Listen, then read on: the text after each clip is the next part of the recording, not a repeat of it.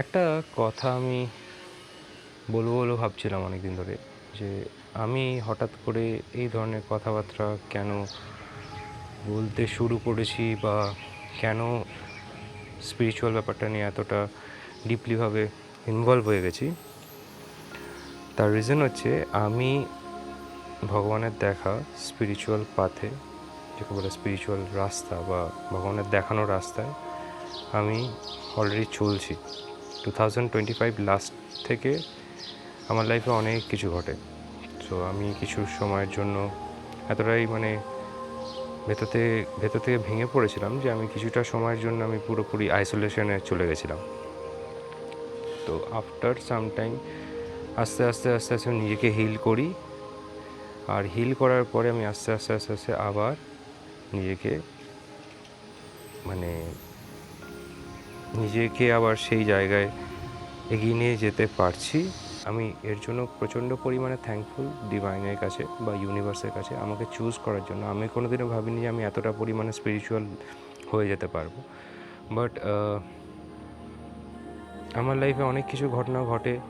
আমার লাইফে অনেকের সঙ্গে কাট অফ হয়ে যায়, অনেকের রূপ দেখতে পেয়েছি, অনেককে সারা সামনে থেকে একরকম ব্যবহার, তাদের পেছন থেকে একরকম ব্যবহার। তারা আমার কিছু কিছু এমন এমন মন্তব্য করেছে যাদের জন্য আমার তাদের সঙ্গে সম্পর্ক হয়তো নেই, আর সেটা ভালোই হয়েছে একদিক দিয়ে। তাদের রূপগুলো না দেখলে হয়তো তাদেরকে বিশ্বাসও করতে পারতাম না যে তাদের মনের মধ্যে কী আছে। এটা একদিক দিয়ে ভালো। ভগবান বলেছিলাম না, যে ভগবান যখন দেখাবে, যখন কাউকে কারোর লাইফ থেকে তোলার চেষ্টা করবে, তো বার করার চেষ্টা করবে, তাকে জাস্ট এমনিই বার করে দেবে। আর আই এম রিয়েলি থ্যাঙ্কফুল যে কিছু আমি কার্মিক সম্পর্কের মধ্যে হয়তো জড়িয়ে পড়েছিলাম, যেখান থেকে শুধু কার্মিক সম্পর্ক না, কার্মিক সম্পর্ক আর সেই লুপটা বারবার ক্রিয়েট হচ্ছিলো বলে আমি সেই লুপের মধ্যে বারবার জড়িয়ে পড়ছিলাম। তো আমি খুশি, আমি সত্যিই খুশি। আমি thankful to divine, thankful to universe, যে সে আমাকে এই রাস্তাটা দিয়ে চলার সুযোগ করে দিয়েছে, বা এই রাস্তায় চলতে আমাকে সাহায্য করছে। আমি একটা সময় ছিল 3 থেকে 4 মাস আমি পুরোপুরি ব্ল্যাঙ্ক হয়ে গেছিলাম।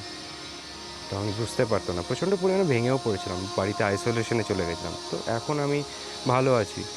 আর মানে কয়েকটা মাস ধরে তো আমি বলছি যে আমি এখন রাস্তাঘাটে বেরোলে রীতিমতো দেখতে পাই অ্যাঞ্জেলিক নাম্বার, যেমন 999 গাড়ির নাম্বার প্লেটে। মোবাইল তুললাম 1010, 1টা 11, 111।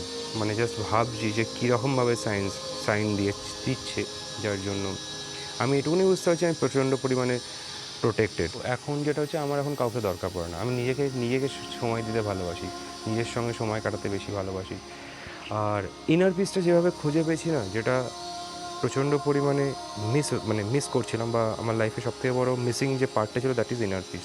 সবার লাইফের প্রবলেম নিতে নিতে আমি নিজেকেই হারিয়ে ফেলেছিলাম। তো আমি ইনার পিসটাকে খুঁজে পেয়েছি। আর যারা গেছে ভালোর জন্যই গেছে, আমার তার জন্য আর কোনো দুঃখ হয় না। তাদের রূপগুলো দেখতে পেয়েছি, সেটাই আমার কাছে অনেক।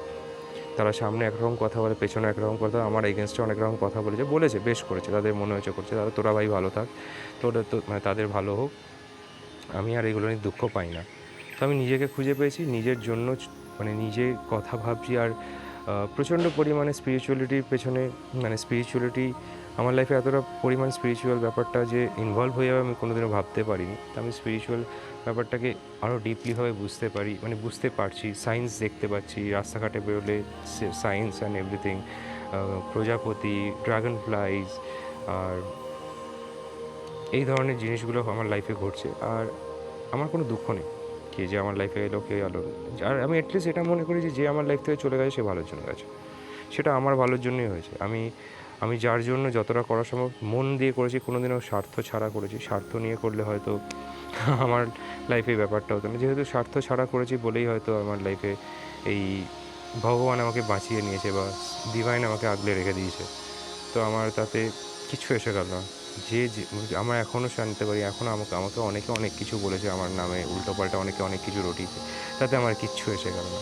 তো তারা ভালো থাকুক তাদের জায়গায়, আমি আমার মতো ভালো আছি, আমি আমার মতো লাইফটাকে গুটিয়ে নিয়েছি। স্পিরিচুয়াল ব্যাপারটা আমি এতটা পরিমাণে ডিপলি ইনভলভ হয়ে যাবো এইসবের মধ্যে, আমি নিজেও জানতাম না। আমি নিজে আর সব থেকে মজা হচ্ছে, আমি নিজেকে এখন বুঝতে পারি যে আমি আগের বছর যেটা ছিলাম, এই বছর আমি সেটা নেই। মানুষটা, আগের বছরের মানুষটা আর এই বছরের মানুষটার মধ্যে আকাশ পাতাল ডিফারেন্স হয়ে গেছে। তো আমি নিজের মতো থাকতে ভালোবাসি, নিজেকে নিয়ে থাকতে ভালোবাসি।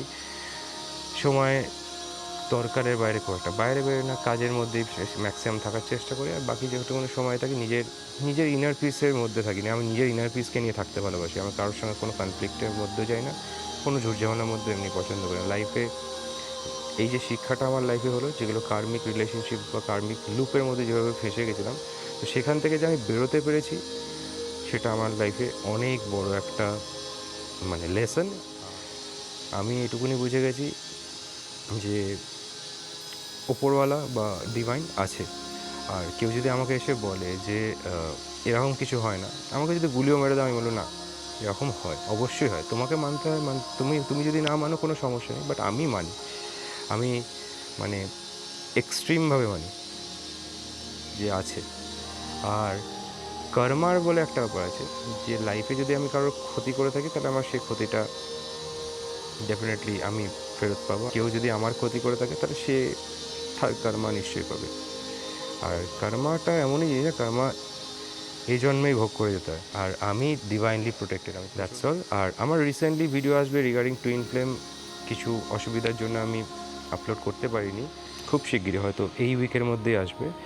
তো ডেফিনেটলি দেখতে ভুলবে না। আর আমার চ্যানেলটা যদি ভালো লাগে, তাহলে সাবস্ক্রাইব আর শেয়ার করতে অবশ্যই ভুলবে না। That's all.